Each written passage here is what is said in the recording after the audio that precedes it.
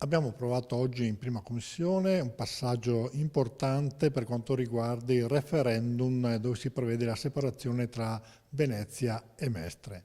È una vicenda lunga, se ne parla da parecchi anni, ma credo ormai siamo addirittura d'arrivo. Io sono molto favorevole al fatto che il cittadino di Venezia e di Mestre si possa esprimere per capire se è ancora utile che queste due realtà, a mio giudizio molto diverse l'una dall'altra, devono rimanere all'interno della stessa amministrazione oppure separarsi e ognuno possa amministrare rispetto alle proprie caratteristiche e proprie peculiarità la propria attività.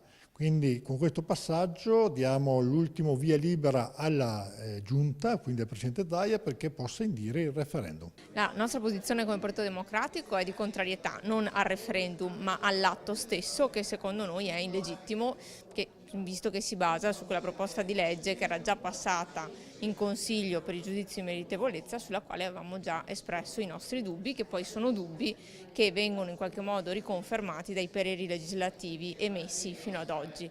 C'è in corso un ricorso, vedremo come finisce la vicenda e chiaramente oggi noi non ci siamo sentiti di votare a favore di un PDA che ad oggi di cui non conosciamo ad oggi la legittimità o meno. Ci siamo astenuti di fronte a questi debiti fuori bilancio per interventi di estrema urgenza legati a calamità naturali.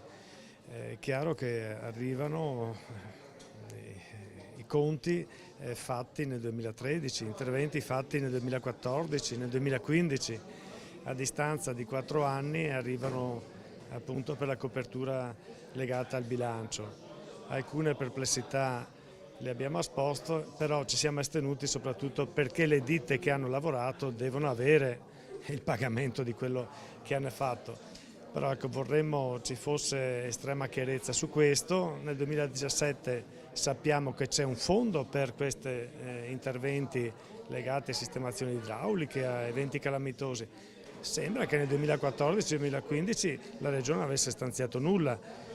Quindi è importante ci sia invece un'estrema attenzione, sappiamo già che nella zona del Bellunese ci saranno interventi da fare, quindi bisogna premunirsi prima, fare interventi di prevenzione, di manutenzione e non confondere la manutenzione appunto con gli interventi di estrema urgenza.